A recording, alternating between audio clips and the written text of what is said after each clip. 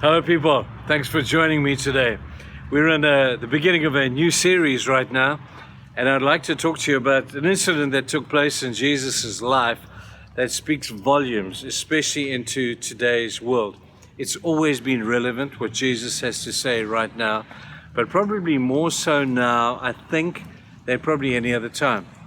You see, everybody out there is not just wanting to be good, they're wanting to be great. And good books have been written about moving from being good to great, and whatever context you apply it, it'll take on a different sort of meaning.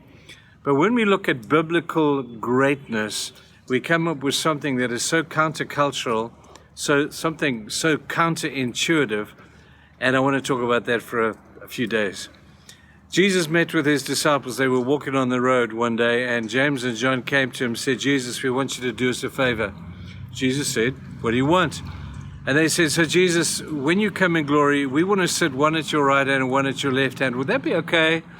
And Jesus said, "No, those places are reserved." But then Jesus said this.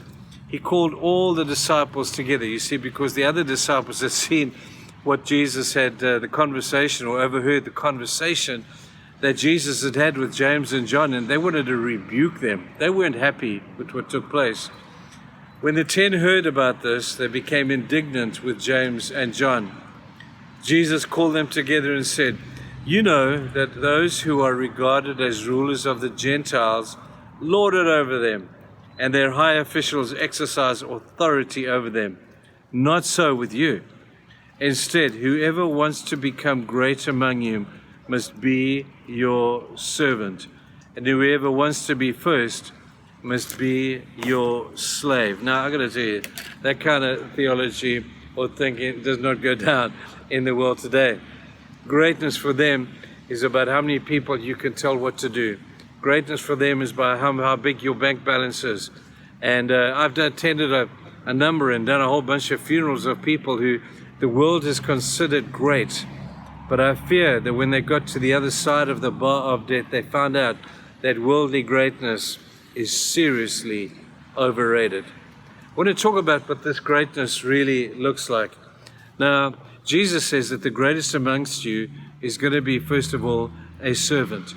So everything that we're going to be talking about for the next few days is going to be that as a point of our reference. It's about being a servant. It's not about being the boss. It's not about lording it over other people. It's about being a servant of Jesus. Now, there's a whole bunch of different characteristics of these servant things, but the greatest characteristic is found in the example of Jesus himself. You see, Jesus sets the pace for servanthood, and he has set the bar so high it'll blow your mind to think that God, the one who created the universe, the one who spoke it all into being, that Jesus, the very Son of God, the Messiah himself, should humble himself to become a servant. And he says, that's great.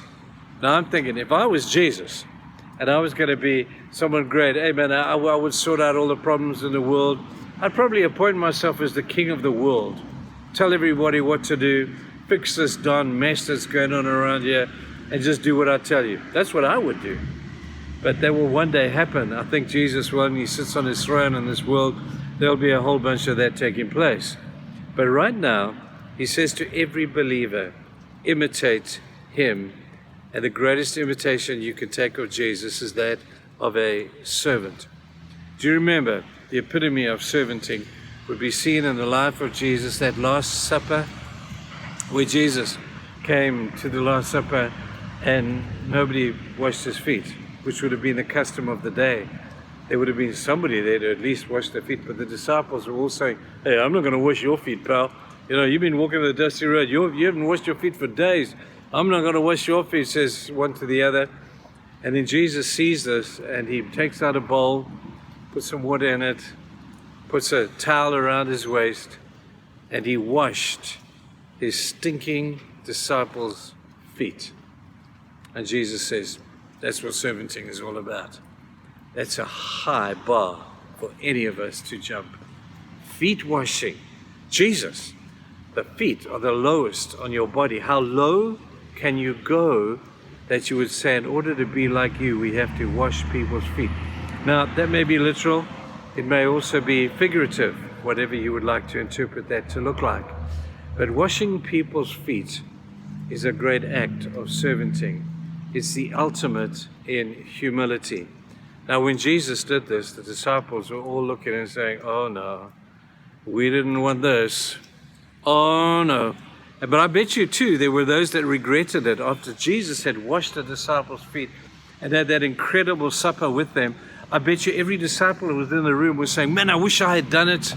Man, I wish I had washed the guy's feet. If I wish I'd done it, then that would have, but I didn't do it. I didn't do it. And he lives with huge regrets because he did not imitate Jesus to the degree that Jesus says we need to imitate him. So this washing of feet is something that we're going to talk about. This issue of being a servant, because a servant has a different worldview.